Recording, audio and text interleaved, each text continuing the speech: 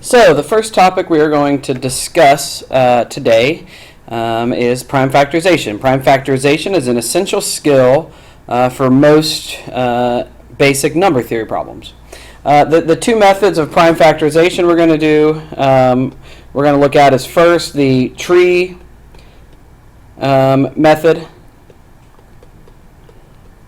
and the second method we're going to look at is what we call reverse division. Those are the algorithms we're going to use, but let's just repeat and remind ourselves what the goal of prime factorization. The goal of prime factorization is to rewrite a number as an equivalent.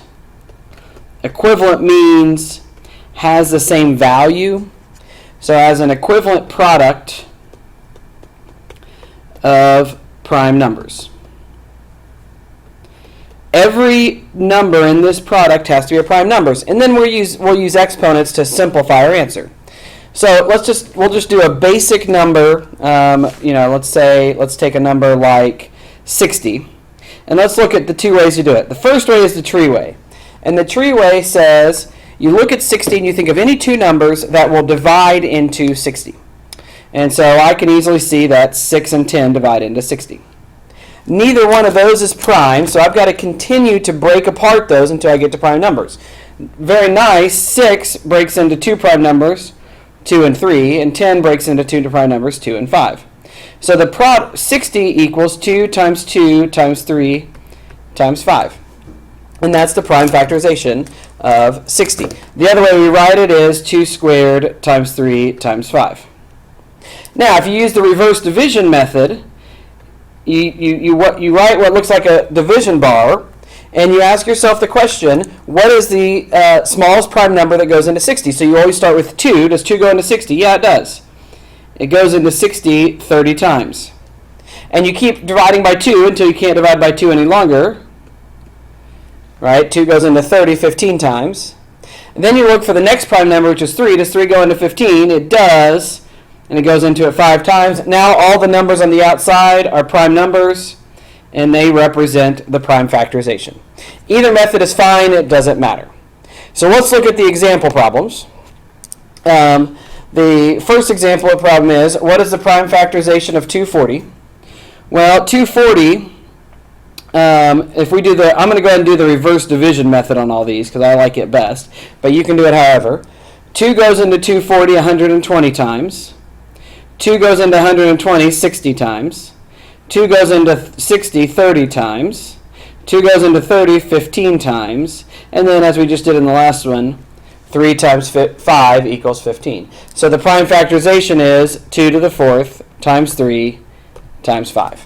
That's the prime factorization of 240. Same thing with 1350. I'm going to use that reverse division method. 2 goes into that. Now that's not quite as easy, but I'm able to figure it out. It's going to be 675. 2 will not go into 675, so we look at 3. 3 does go into 675 because 6 plus 7 plus 5 equals 18. And it's going to go in, and this is where it gets a little bit slow because you have to be able to do the division. 3 goes into 675 225 times. 3 also goes into 225. And it goes into 225 75 times, and 3 also goes into 75 25 times. So I ended up with the 3 3s, and then I've got 2 5s to get 5 times 5 to get 25. And so your answer is going to be 2 times 3 cubed times 5 squared. Finally, the last one that we're going to look at, what is the prime factorization of 2,520? So we use this reverse division method, so we divide by 2. And again, it gets kind of hard. 1260 is half of 2520, so I'm going to divide by 2 again. 630 is half of 1260, divide by 2 again. Now I'm down to 315, so I no longer can divide by 2. But I can divide by 3, so I just keep going. And it's going to be 105. And then 35, and 35 is just the product of two prime numbers, so it turns out to be 2 cubed times 3 squared times 5 times 7. And that is the prime factorization of 2520. Interesting things about prime factorizations are they are unique, meaning there's only one way to prime factor a number, which is one of the reasons they have so much power.